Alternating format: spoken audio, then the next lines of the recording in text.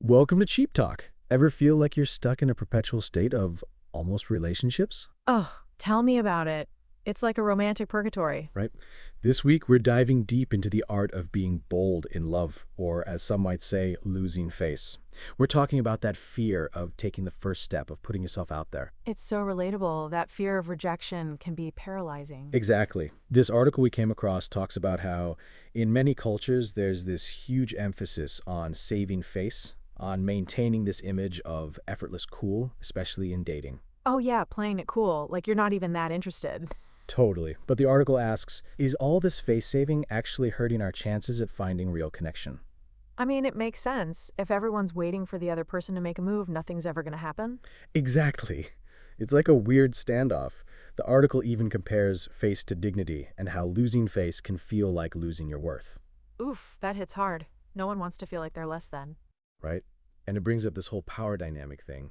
We're afraid of showing too much interest because we think it'll put us in a vulnerable position, like we're giving the other person all the power. Yeah, that fear of being too much or being taken for granted. Exactly. But the article argues that sometimes holding back your feelings can actually make you more vulnerable. You end up overthinking, second guessing, and just generally being miserable. Oh, 100%. You're stuck in your head, creating all these scenarios that probably aren't even real. Totally. It's exhausting. And honestly, sometimes showing your true feelings can be a really good filter. Oh?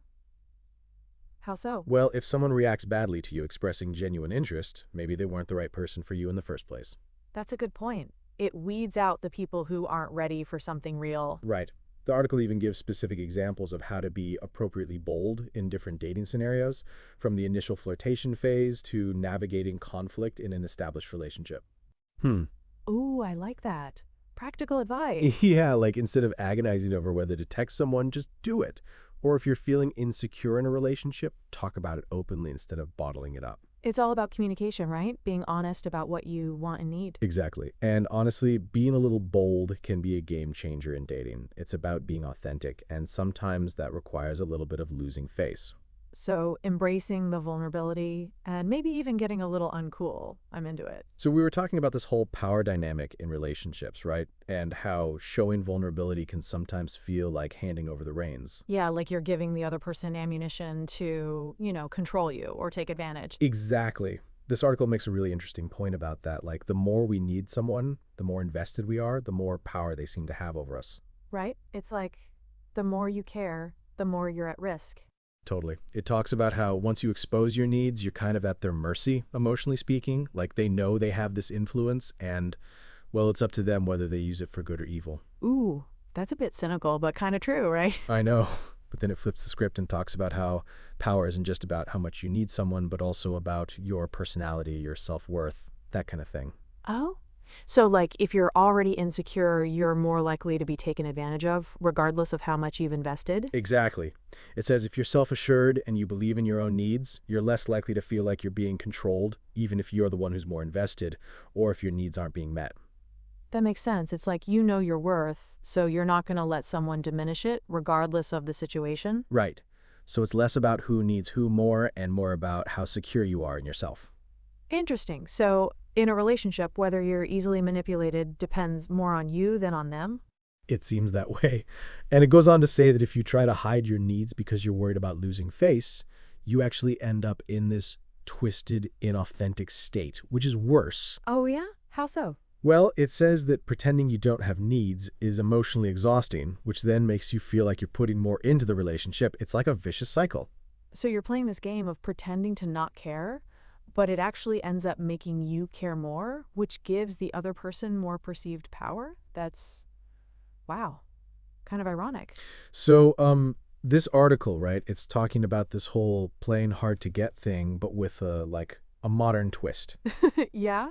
Like, is it actually effective or just a recipe for disaster? Well, that's the thing. It says it can work, but mostly for short-term stuff. Like if you're just looking for a fling, a little mystery can be enticing. Right, the whole chase mentality. Exactly. It makes you seem more desirable, I guess, more of a challenge.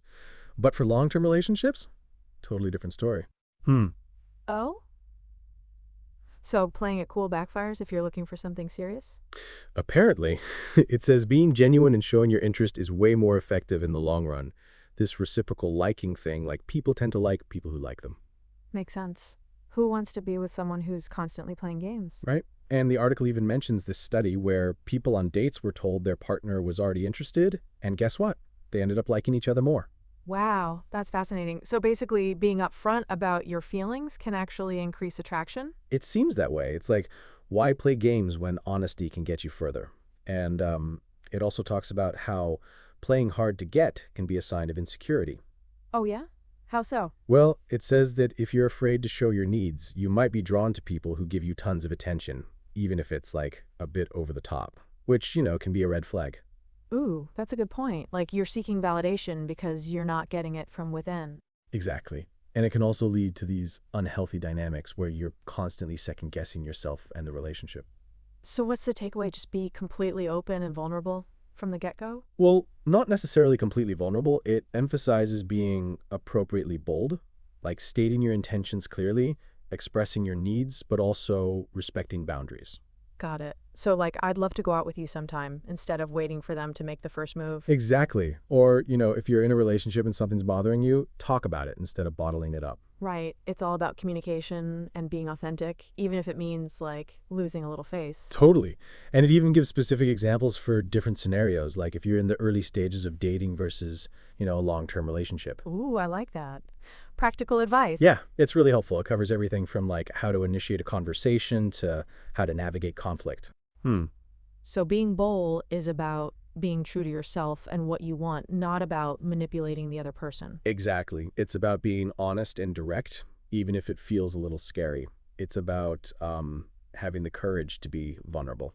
I dig it. It's like embracing the awkwardness and just going for it. Sounds like a much healthier approach to dating and relationships, honestly. Much better than playing a bunch of games that only create more confusion and drama. So it's like we keep talking about this losing face thing, but what even is dignity, you know? Right? It's kind of this intangible thing. Like, you know it when you see it, but hard to define. Totally. I was reading this article from the Journal of Medical Ethics, and it actually dives into what dignity really means. It's not just about like pride or reputation. Oh. So it's deeper than just like not wanting to look stupid? Way deeper. It's about your inherent worth as a person, like this intrinsic value that can't be taken away no matter what. Hmm. I see. So even if you like trip and spill coffee all over yourself, your dignity is still intact? Exactly. It's unflappable, which is kind of comforting, right? Like you can be embarrassed, but your core worth isn't diminished. Yeah, that's a good perspective. It takes the pressure off a bit. Totally. So then losing face is more about like a social construct, this fear of how others perceive you, not about your actual worth. Right, right. So like maybe losing face is a misnomer. It's more like losing perceived social standing. Ha, exactly. That's a much better way to put it. And it makes this whole being bold thing a lot less daunting, you know? Yeah, because it's not about losing yourself, just maybe momentarily looking a little silly, which is way less scary. So this plain hard to get thing, is it just a game or is there like actual science behind it? Ooh, good questions. I've always wondered if it actually works, or is there like actual science behind it? Ooh, good question. I've always wondered if it actually works, or if it's just like a rom-com trope. Right. So I found this study, pretty recent one actually, that looked into it.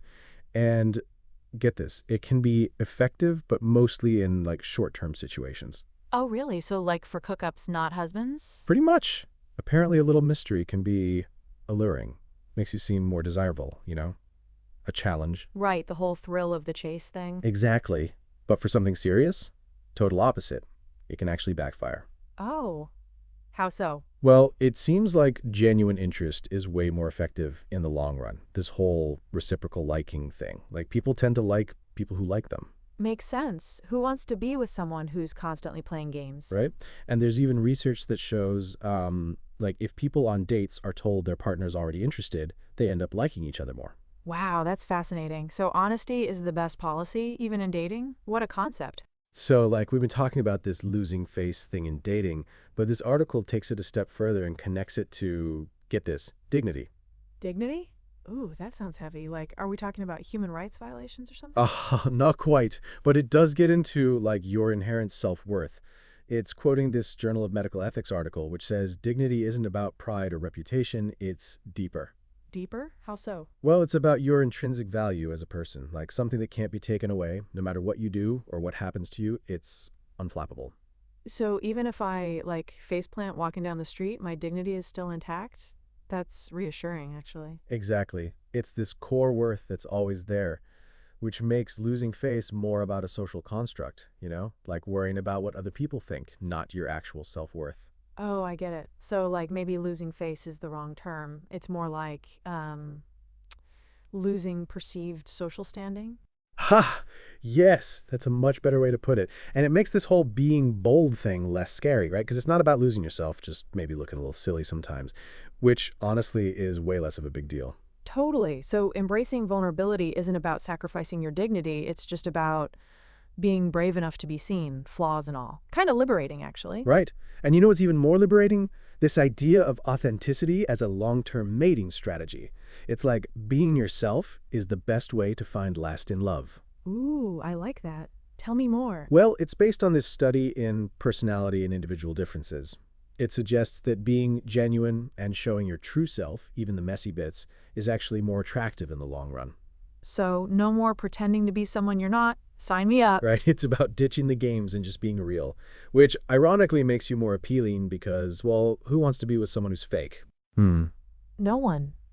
And, it takes so much energy to keep up a facade. Being authentic just simplifies things, makes everything easier. Exactly. It's like you're freeing up all this mental space that you used to spend on overthinking and second guessing, and instead you can just focus on, actually connecting with someone. Totally. It's about building genuine connections based on like realness, not some made up persona. I love that. And hey, if someone doesn't like the real you, they're probably not the right person for you anyway. Exactly. It's a great filter. So to wrap things up, ditch at games, embrace the vulnerability, and be yourself. It's the best way to find real, lasting love. And on that note, thanks for tuning in to Cheap Talk. And don't forget to subscribe for more candid conversations. Bye, everyone.